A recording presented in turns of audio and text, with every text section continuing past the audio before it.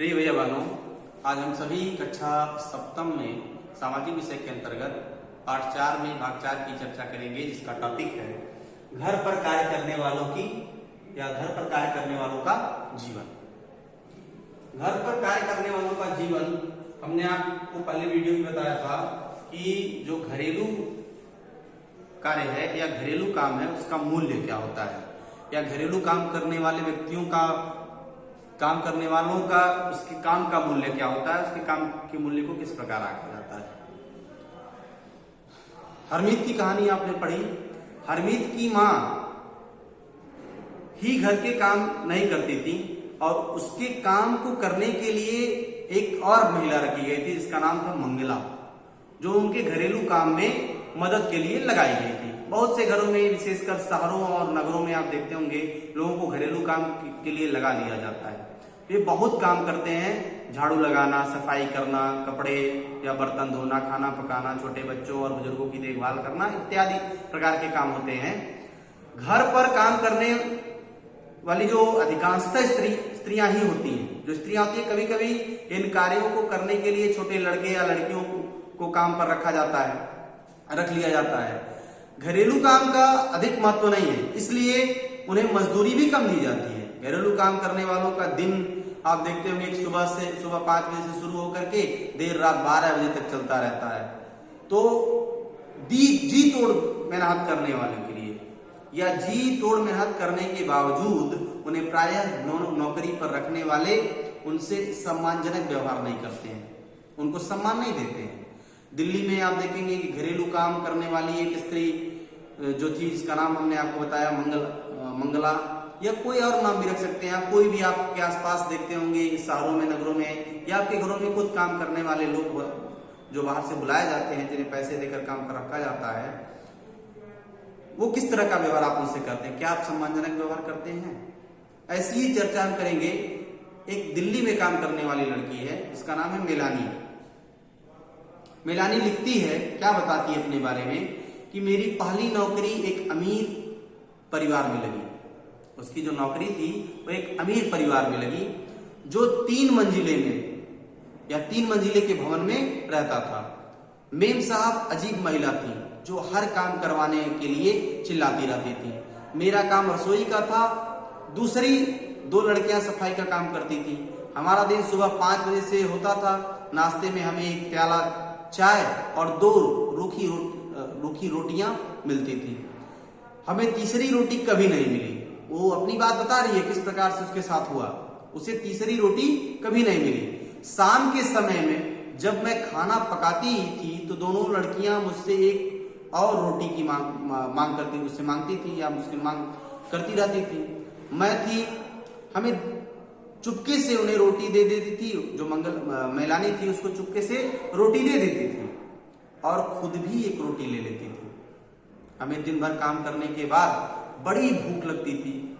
हम घर में चप्पल नहीं पहन सकते थे, ऐसी व्यवस्था थी।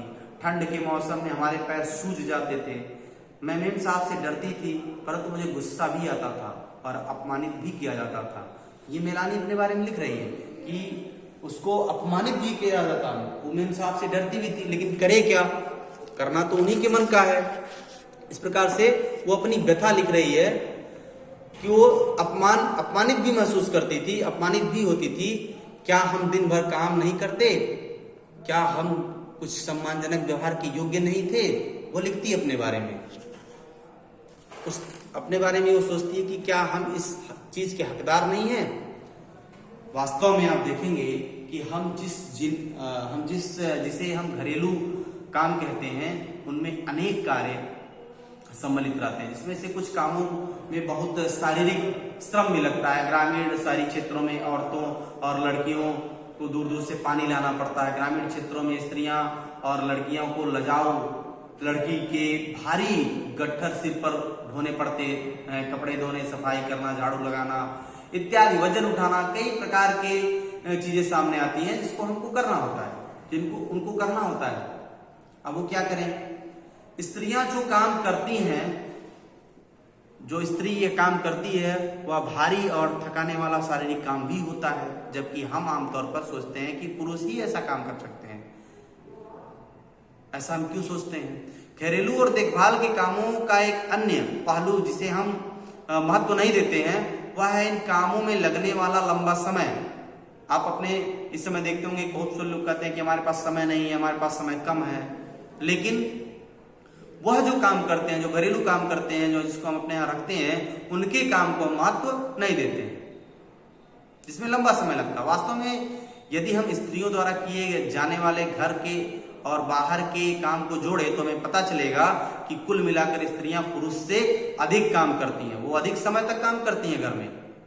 तो इस प्रकार से जो आपकी किताब में दिया गया है तालिका, उसको आप देखिएगा, हरियाणा और तमिलनाडु राज्य का दिया गया है। उसको देख करके आप समझ पाएंगे कि किस प्रकार से सांख्यिकी का संगठन जो है जुटाया गया है, और उससे पता चलता है कि महिलाओं का काम और पुरुषों के काम में कितना अंतर है। महिलाओं का काम और समानता क्या है? जैसा कि हमने देखा, महिलाओं के घरेलू और देखभाल के काम को कम महत्व देना एक व्यक्ति या परिवार का मामला नहीं है। ये स्त्रियों और पुरुषों के बीच असमानता की एक बड़ी सामाजिक व्यवस्था का भी भाग है। आप देखेंगे केवल स्त्री पुरुष की बात यहाँ नहीं हो रही है, ये एक हमारे सामने बड़ी सामाजिक समस्या है या एक सामाजिक व्यवस्था का एक भाग बन चुका है। इसीलिए इसके समाधान हेतु जो किए जाने हैं वे केवल व्यक्तिगत या पारिवारिक स्तर पर ही नहीं वरन शासकीय स्तर पर भी शासकीय स्तर पर भी होना चाहिए कि हमें स्त्रियों के बराबर पुरुषों के काम को भी महत्व देना चाहिए। समानता हमारे संविधान का एक महत्वपूर्ण सिद्धांत है। संविधान यह कहता है कि स्त्री या पुरुष होने के आधार पर भेदभाव नहीं किया जा सकता, परंतु वास्तविकता में लिंग भेद किया जाता है। वास्तविकता में देखेंगे कि लिंग के आधार पर भेदभाव होता है कि वह स्त्री है, वह पुरुष है, वह पुरुषों से अधिक कम काम कर सकती है। लेकिन हकीकत क्या है कि आप देखेंगे कि जो उनका समय है काम करने का पुरुषों से अधिक है, उनका सामर्थ्य पुरुषों से अधिक है, अधिक काम करती है वो। सरकार इसके कारणों को समझने के लिए और इन स्थितियों का सकारात्मक निदान ढूंढने के लिए वचनबद्ध भी है।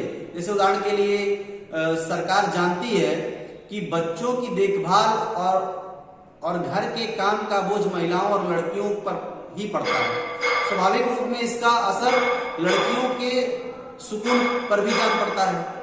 इससे निश्चित होता है कि क्या महिलाएं घर के बाहर काम कर सकेंगी, यदि करेंगी तो किस प्रकार का काम या कार्यक्षेत्र चुनेगी। पूरे देश के कई गांवों में शासन ने आंगनवाड़ियां और बालवाड़ियां खोली हैं। शासन ने एक कानून बनाया जिसके तहत यदि किसी संस्था में महिला कर्मचारियों की संख्या 30 से अधिक है तो उसे वैधानिक रूप से बालवाड़ी की सुविधा देनी होगी, और बालवाड़ी की व्यवस्था होने से बहुत सी महिलाओं को घर से बाहर जाकर काम करने में सुविधा होगी। इससे बहुत सी लड़कियों का स्कूल जाना भी संभव हो पाएगा। इस प्रकार से आप देख सकते हैं। तो सरकार भी इसके लिए वचनबद्ध है कि आपके प्रति, आपके कार्य के प्रति वह जवाबदेह हो रहे हैं कि आप पुरुषों से कम नहीं है, आप उन्हीं के समान हर कार्य क्षेत्र में आपकी भागीदारी दी जाएगी और समानता का अवसर दिया जाएगा। धन्यवाद। इसका PDF क्वेश्चन आंसर मैं PDF में भेजूंगा और इसको आप अपनी फेयर कॉपी में करेंगे।